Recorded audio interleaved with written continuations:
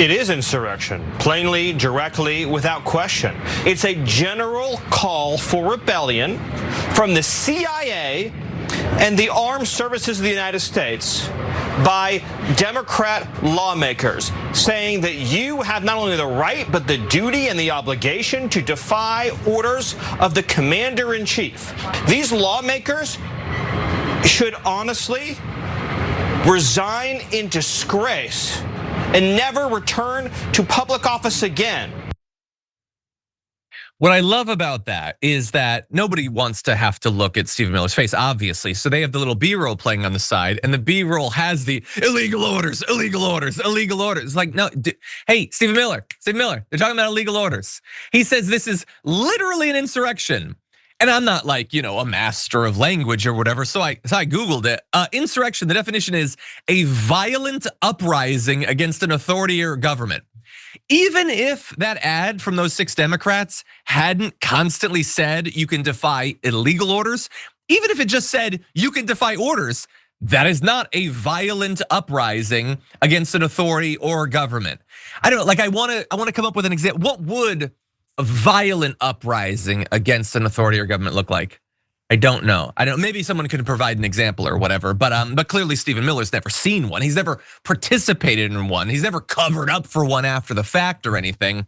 And so that was Stephen Miller getting first crack at pretending that the Democrats' warning against the very real, probably inevitable likelihood that Trump, Pete Hegseth are going to give illegal and unconstitutional orders to soldiers to either manipulate the outcome of the election, gun down protesters, whatever.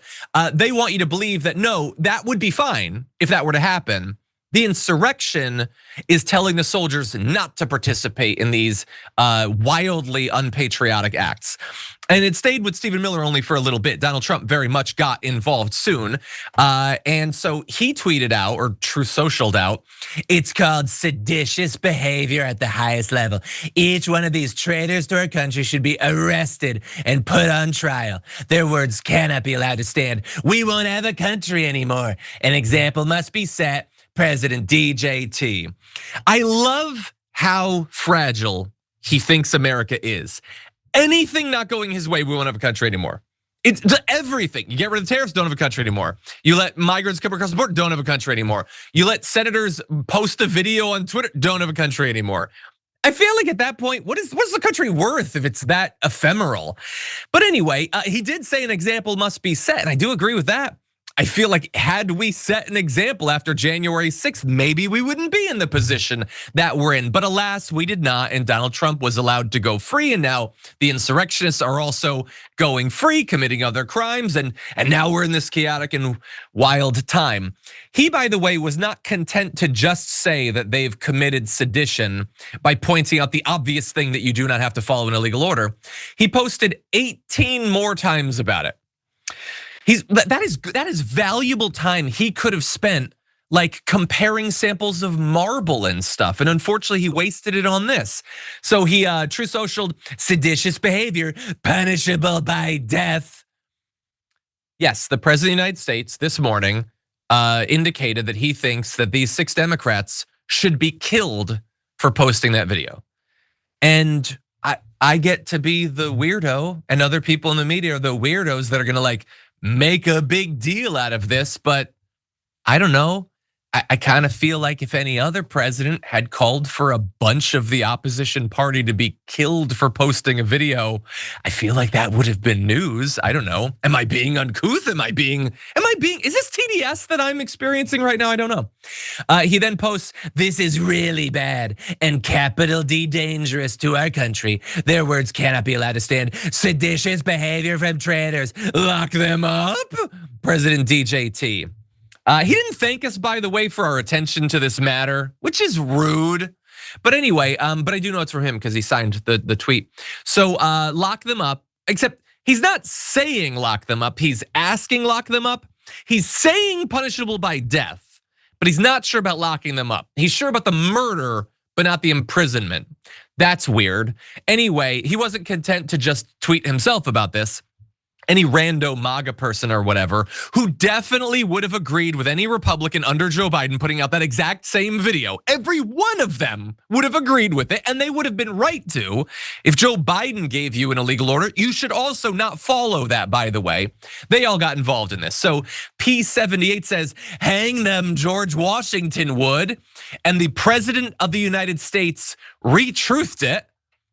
Hang them. That's not like look into it. That's not even lock them up. It's hang them. Hang those 6 Slotkin and all those Democrats. Hang them right now because they said not to follow illegal orders. And then we're not gonna read all of them or whatever, even though it feels like I've already read quite enough. There's this block of retruths, just tweet after tweet after tweet of his people calling for them to be gotten rid of. There's a reference to the Democrats going away soon. I don't even know what that means because that feels broader than even just murdering these 6 Democrats. But anyway, I feel like this is an important moment for us. And I know, look, I understand Donald Trump throws a lot of insane stuff out there or whatever. The reason that I think this is an especially important moment is it's not just him saying quiet piggy and then the rest of the right mean is like, I didn't say anything about that. They're all on board with this. Like Jesse Waters is gonna be calling for them to be hung for treason or whatever later on today. They're all on board and they're all doing this in a time when most Americans already agree that Donald Trump's gotta go. Dude's absolutely insane. We don't want any part of this. Like we were willing to roll the dice on him and that did not work out. And now it looks terrible. And they don't think that he's using his power in a responsible fashion. And now he's reminding us of it. And so I think that these moments are important to sustain and perhaps strengthen the movement that we're already seeing in the polls away from Donald Trump.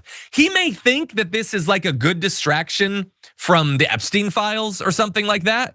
I don't think this is better for him than the Epstein files, and it's also not much of a distraction because after we take our break in a moment, we're gonna be talking about the Epstein files, by the way. We could do both. But anyway, some Democrats have been responding. I'm just gonna read one. Chris Murphy, and thank you to the producers for catching that he does swear in this. I had missed that.